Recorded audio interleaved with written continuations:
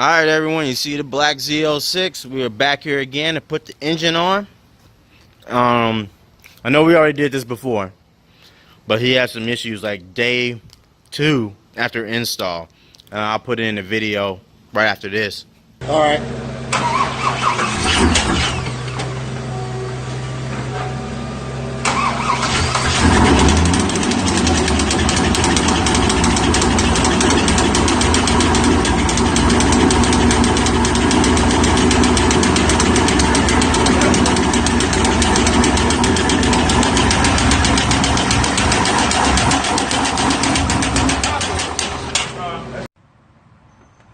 Here's the problem.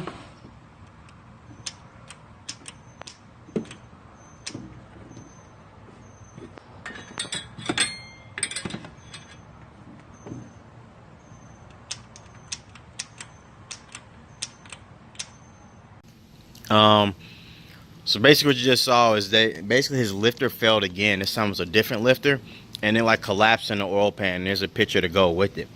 So we're here.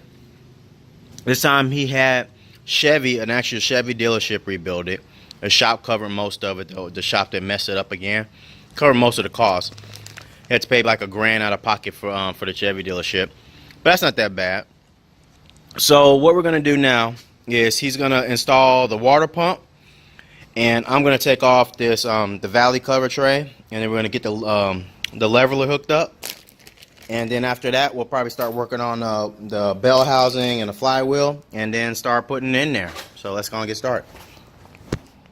All right, so quick little update. We got the engine attached to the torque tube and all.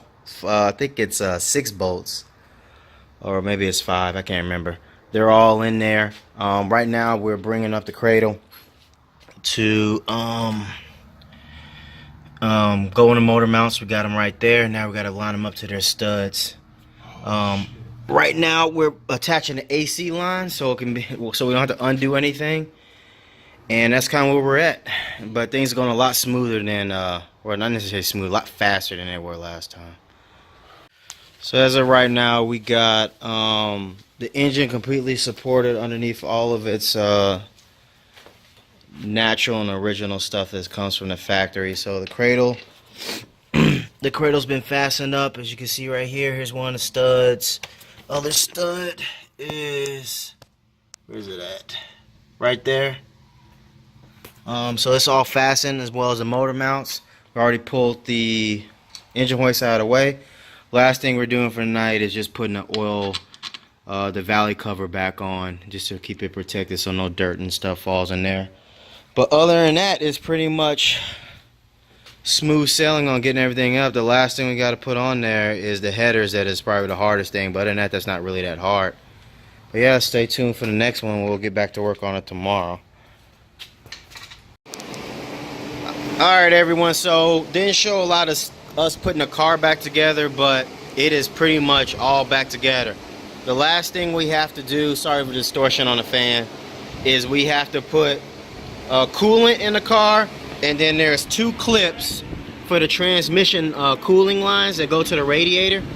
We have to do those, and that's it. I already put oil in there. We put 9 quarts of break-in fluid, what you see right here, break-in oil, 9 quarts in. The reason why it takes so much is because he's got this dry sump system and this and an oil cooler. So yeah, we put 9 quarts in. It's supposed to take 10, but we're gonna put 9 in now, and then go from there. So let's go and get some coolant in there in these lines, and try to fire up for the first time.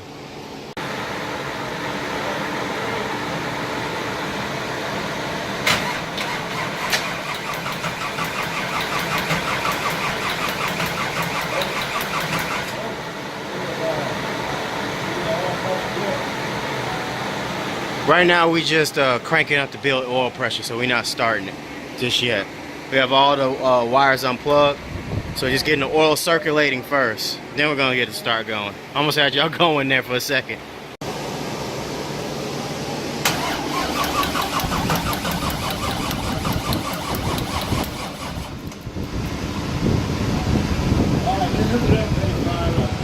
Only way you can check your oil pressure is with the engine actually turning. Do that again. See if it creeps off and turn it off again. Well, we got it started, but it's got a bad battery. So when he started, he got scared because it was really loud, so he turned it off. Now we can't get it back on. So that's kind of where we are with it. And it's already like 10, 11 o'clock at night, and I'm about to leave. So let's see if we can try to get it going again. We'll try one more time. Let it charge up some more, and then we'll get going.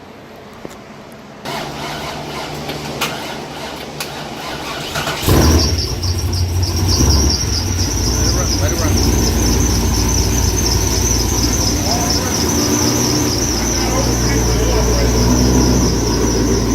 Oh, you got more? You got plenty. You ain't even got no codes coming on.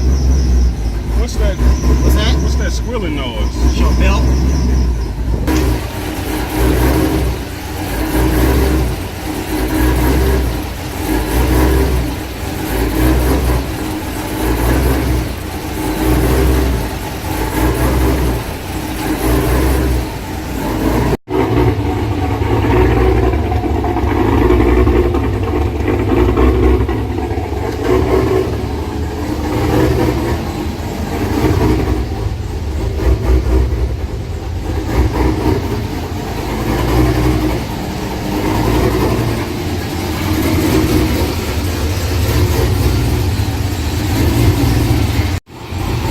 Alright everyone, it is idling nice.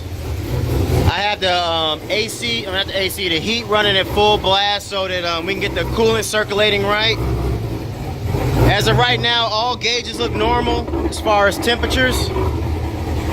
Nothing out of the ordinary. Also, let me get in here.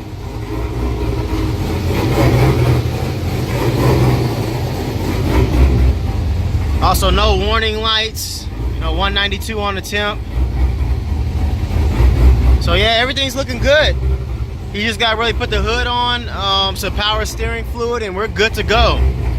If you haven't been to the channel before, thank you for watching. Please like and please subscribe.